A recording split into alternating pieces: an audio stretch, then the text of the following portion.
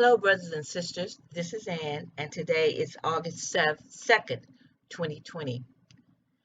And I'm making this short video today to have you watch a video that I have included in my video that talks about the destroyer. It's also called Nibiru or Planet X. This is the same planet that passed over Egypt when God delivered the children of Israel from Egypt. It's getting ready to happen again, brothers and sisters. And I believe that this is the time that God is going to deliver his people during the second Exodus again. The video that I have included is done from a non-biblical perspective, but it tells about what Egypt went through during that time. America is Babylon. America is getting ready to be destroyed by the passing of the destroyer or Planet X. Now, that's as much as I'm going to say on this video, but please watch this video, read the slides, and please watch the video that I have included in here. I'm also going to leave a link so that you can pull up this video and watch it independently of my video. So until next time, shalom. And please, brothers and sisters, be prepared.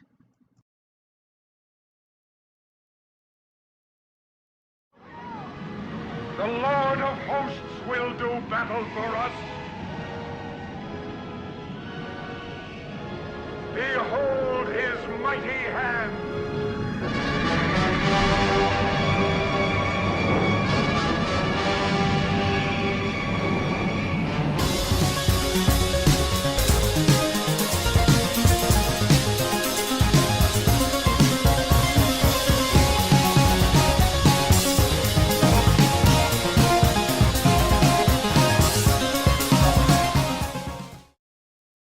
If a shifting of the terrestrial poles is the cause of Earth's great cataclysmic upheavals, then it stands to reason that these occurred in the memory of recent man. As it turns out, one of the most famous stories on Earth was caused not by the divine hand of God, but by a global cataclysmic upheaval. The biblical story of the Exodus that everyone knows tells the tale of Moses when leading the slaves from Egypt to the Promised Land became trapped at the Red Sea. In an act of divine intervention, God parted the waves as the Israelites fled to safety. Yet there exists a more ancient original source of this tale from the Egyptians themselves. This text comes from a collection of surviving manuscripts from the burning of Glastonbury Abbey, where the church, deeming the monastery to house heretical works, set it ablaze. While the abbey burned, the monks secreted away and salvaged what they could, and the surviving text form what was released to the world in 1994 known as the Kolbrin. In one particular fragment, titled The Book of Manuscripts, is found a parallel, more original version of the Exodus story. In this account, the slaves were able to revolt and escape because Egypt was in a state of cataclysmic upheaval due to the arrival of what they referred to as the destroyer. Their first-hand accounts describe this object as being of a reddish hue as it passed by the earth and in front of the sun. Red dust fell from the skies, coloring and polluting the waters and causing fish to die. Massive volcanoes erupted while earthquakes and hurricane-forced winds swept the land and uprooted trees. Hail and stones destroyed crops, and as the crust heated from the movement of the tectonic plates, earth-dwelling creatures sprung up from the grounds in the thousands, and electrical discharges were seen in the skies as the large planetary body passed by. While the social structure of Egypt collapsed from the chaos, the slaves escaped. Upon reaching the shores of the Red Sea, the crust of the earth shifted, causing the waters to recede and allowing the slaves to cross the dry seabed. The real tale of the Exodus is a story of social upheaval as the Egyptians lived through the days of a global cataclysm. The following text detailing this catastrophe is one of the most important surviving ancient manuscripts on Earth and details the chronological events of a shifting of the terrestrial poles. The dark days began with the last visitation of the destroyer, and they were foretold by strange omens in the skies. All men were silent and went about with pale faces. The leaders of the slaves, which had built the city to the glory of Thom, stirred up unrest, and no man raised his arm against them. They foretold great events of which the people were ignorant and of which the temple seers were not informed. These were days of ominous calm, when the people waited for they knew not what. The presence of an unseen doom was felt, the hearts of men were stricken. Laughter was heard no more, and grief and wailing sounded throughout the land. Even the voices of children were stilled, and they did not play together but stood silent. The slaves became bold and insolent, and women were the possession of any man. Fear walked the land, and women became barren with terror. They could not conceive, and those with child aborted. All men closed up within themselves. The days of stillness were followed by a time when the noise of trumpeting and shrilling was heard in the heavens, and the people became as frightened beasts without a herdsman, as asses when lions prowl without their fold. The people spoke of the God of the slaves, and reckless men said, "If we knew where this God were to be found, we would sacrifice to him." But the God of the slaves was not among them. He was not to be found within the swamplands or in the brick pits. His manifestation was in the heavens for all men to see, but they did not see with understanding. Nor would any god listen, for all were dumb because of the hypocrisy of man. The dead were no longer sacred and were thrown into the waters. Those already entombed were neglected, and many became exposed. They lay unprotected against the hands of thieves. He who once toiled long in the sun, bearing the yoke himself, now possessed oxen. He who grew no grain now owned a storehouse full.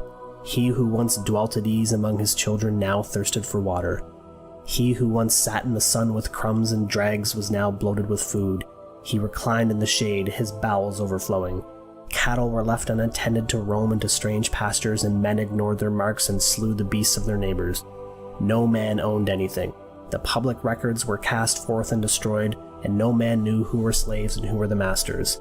The people cried out to the Pharaoh in their distress, but he stopped his ears and acted like a deaf man.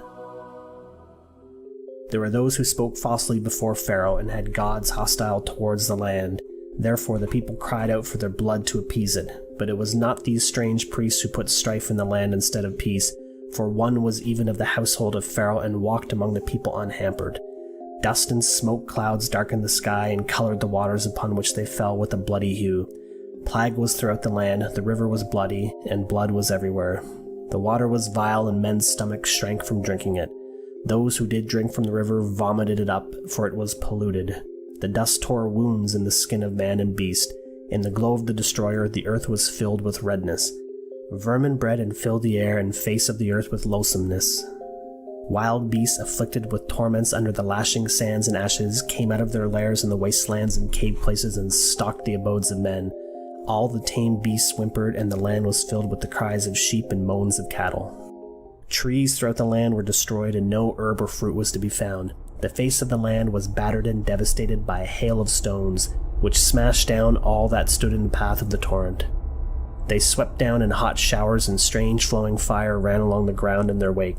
The fish of the river died in the polluted waters. Worms, insects, and reptiles sprang up from the earth in huge numbers.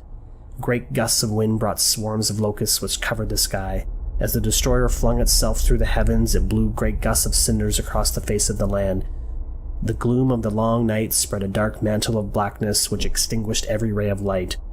None knew when it was day and when it was night, for the sun cast no shadow. The darkness was not the clean blackness of night, but a thick darkness in which the breath of men stopped in their throats. Men gasped in a hot cloud of vapor which enveloped all the land and snuffed out lamps and fires. Men were benumbed and lay moaning in their beds. None spoke to another or took food, for they were overwhelmed with despair. Ships were sucked away from their moorings and destroyed in great whirlpools. It was a time of undoing. The earth turned over as clay spun upon a potter's wheel. The whole land was filled with uproar from the thunder of the destroyer overheard in the cry of the people. There was the sound of moaning and lamentation on every side. The earth spewed up its dead, corpses were cast up out of their resting places, and the embalmed were revealed to the sight of all men. Pregnant women miscarried, and the seed of man was stopped. The craftsman left his task undone, the potter abandoned his wheel, and the carpenter his tools, and they departed to dwell in the marshes. All crafts were neglected, and the slaves lured the craftsmen away. The dues of the pharaoh could not be collected, for there was neither wheat nor barley, goose nor fish. The rights of Pharaoh could not be enforced, for the fields of grain and the pastures were destroyed. The highborn and the lowly prayed together that life might come to an end, and the turmoil and thundering ceased to beat upon their ears. Terror was the companion of men by day, and horror their companion by night. Men lost their senses and became mad. They were distracted by frightfulness. On the great night of the destroyer's wrath, when its terror was at its height, there was a hail of rocks, and the earth heaved as pain rent her bowels. Gates, columns, and walls were consumed by fire, and the statues of gods were overthrown and broken. People fled outside their dwellings in fear and were slain by the hail. Those who took shelter from the hail were swallowed when the earth split open. The habitations of men collapsed upon those inside, and there was panic on every hand, but the slaves who lived in huts in the reed lands at the places of pits were spared. The land burnt like tinder. A man watched upon his rooftops, and the heavens hurled wrath upon him, and he died. The land writhed under the wrath of the destroyer and groaned with the agony of Egypt. It shook itself, and the temples and the palaces of the nobles were thrown down from their foundations. The highborn ones perished in the midst of the ruins, and all the strength of the land was stricken. Even the great one, the firstborn of the pharaoh, died with the highborn in the midst of the terror and the falling stones. The children of princes were cast out into the streets, and those who were not cast out died within their abodes. There were 9 days of darkness and upheaval, while a tempest raged such as never been known before. When it passed away, brother buried brother throughout the land. Men rose up against those in authority and fled from the cities to dwell in tents in the outlands. Egypt lacked great men to deal with the times. The people were weak from fear and bestowed gold, silver, lapis, lazuli, turquoise, and copper upon the slaves, and to their priests they gave chalices, urns, and ornaments. Pharaoh alone remained calm and strong in the midst of confusion. The people turned to wickedness in their weakness and despair. Harlots walked through the streets unashamed. Women paraded their limbs and flaunted their womanly charms. Highborn women were in rags, and the virtuous were mocked. The slaves spared by the destroyer left the accursed land forthwith. Their multitude moved in the gloom of a half-dawn under a mantle of fine swirling grey ash, leaving the burnt fields and shattered cities behind them. Many Egyptians attached themselves to the host, for one who was great led them forth, a priest-prince of the inner courtyard. Fire mounted up on high, and its burning left with the enemies of Egypt. It rose up from the ground as a fountain and hung as a curtain in the sky. In 7 days, by Remwar, the accursed ones journeyed to the waters. They crossed the heaving wilderness while the hills melted around them. Above, the skies were torn with lightning. They were sped by terror, but their feet became entangled in the land, and the wilderness shut them in. They knew not the way, for no sign was constant before them. They turned before Noshari and stopped at Shokoth, the place of quarries. They passed the waters of Maha and came by the valley of Pikaroth, northward of Mara. They came up against the waters which blocked their way, and their hearts were in despair. The night was a night of fear and dread, for there was a high moaning above, and black winds from the underworld were loosened, and fires sprang up from the ground. The hearts of the slaves shrank within them, for they knew the wrath of Pharaoh followed them, and that there was no way of escape. They hurled abuse on those who led them. Strange rites were performed along the shore that night. The slaves disputed among themselves, and there was violence. Pharaoh had gathered his army and followed the slaves. After he departed, there were riots and disorders behind him, for the cities were plundered. The laws were cast out of the judgment halls and trampled underfoot in the streets. The storehouses and granaries were burst open and robbed. Roads were flooded and none could pass along them. People lay dead on every side. The palace was split and the princes and officials fled, so that none was left with the authority to command. The lists of numbers were destroyed, public places were overthrown, and households became confused and unknown. Pharaoh pressed on in sorrow, for behind him all was desolation and death. Before him were things he could not understand, and he was afraid, but he carried himself well and stood before his host with courage. He sought to bring back the slaves, for the people said their magic was greater than the magic of Egypt. The host of Pharaoh came upon the slaves by the saltwater shores, but was held back from them by a breath of fire. A great cloud was spread over the host and darkened the sky. None could see except for the fiery glow and the unceasing lightnings which rent the covering cloud overhead. A whirlwind arose in the east and swept over the encamped hosts. A gale raged all night, and in the red dawn there was a movement of the earth. The waters receded from the seashore and were rolled back on themselves. There was a strange silence, and then in the gloom it was seen that the waters had parted, leaving a passage between. The land had risen, but it was disturbed and trembled. The way was not straight or clear. The waters were about as if spun within a bowl. The swampland alone remained undisturbed. From the horn of the destroyer came a high, shrilling noise which stopped the ears of men. The slaves had been making sacrifices in despair. Their lamentations were loud. Now, before the strange sight, there was hesitation and doubt. For the space of a breath they stood still and silent. Then all was confusion and shouting, some pressing forward into the waters against all who sought to flee back from the unstable ground. Then, in exultation, their leader led them into the midst of the waters through the confusion, yet many sought to turn back into the host behind them, while others fled along the empty shores. All became still over the sea and upon the shore, but behind the earth shook and boulders split with great noise. The wrath of heaven was removed to a distance and stood upwards of the two hosts. Still, the host of Pharaoh held its ranks, firm and resolved before the strange and awful happenings, and undaunted by the fury which raged by their side. Stern faces were lit darkly by the fiery curtain. Then the fury departed and there was silence. Stillness spread over the land, while the host of Pharaoh stood up without movement in the red glow. Then, with a shout, the captains went forward and the host rose up behind them. The curtain of fire had rolled up into a dark, billowing cloud which spread out as a canopy. There was a stirring of the waters, but they followed the evildoers past the place of the great whirlpool. The passage was confused in the midst of the waters and the ground beneath unstable. Here, in the midst of the tumult of waters, Pharaoh fought against the hindmost of the slaves and prevailed over them, and there was a great slaughter amid the sand, the swamp, and the water. The slaves cried out in despair, but their cries were unheeded. Their possessions were scattered behind them as they fled, so that the way was easier for them than for those who followed. Then the stillness was broken by a mighty roar, and through the rolling pillars of cloud the wrath of the destroyer descended upon the hosts. The heavens roared as with 1,000 thunders, the bowels of the earth were sundered, and the earth shrieked in agony. The cliffs were torn away and cast down. The dry ground fell beneath the waters, and great waves broke upon the shore, sweeping in rocks from seaward. The great surge of rocks and waters overwhelmed the chariots of the Egyptians who went before the footmen. The chariot of the Pharaoh was hurled into the air as if by a mighty hand and was crushed in the midst of the rolling waters. Tidings of the disaster came back by Regeb, son of Thomot, who hastened on ahead of the terrified survivors because of his burning. He brought reports unto the people that the host had been destroyed by blast and deluge. The captains had gone, the strong men had fallen, and none remained to command. Therefore the people revolted because of the calamities which had befallen them. Cowards slunk from their lairs and came forth boldly to assume the high offices of the dead. Comely and noble women, their protectors gone, were their prey. Of the slaves, the greater number had perished before the host of Pharaoh. The broken land lay helpless, and invaders came out of the gloom like carrion. A strange people came up against Egypt, and none stood to fight, for strength and courage were gone. The invaders, led by Elkanan, came up out of the land of gods because of the wrath of heavens which had laid their land to waste. There too had been a plague of reptiles and ants, signs and omens and earthquakes.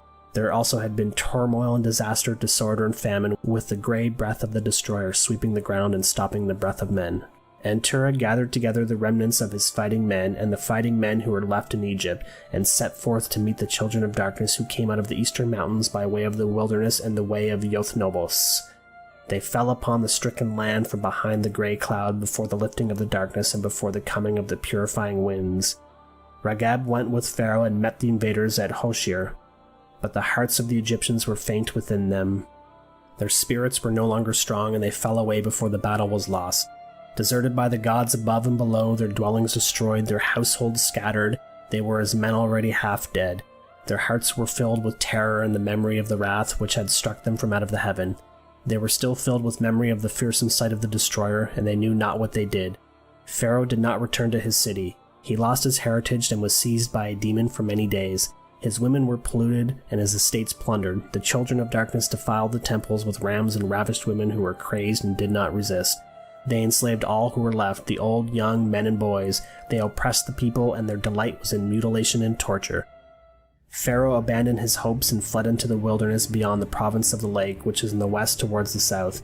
He lived a goodly life among the sand wanderers and wrote books. Good times came again, even under the invaders, and ships sailed upstream.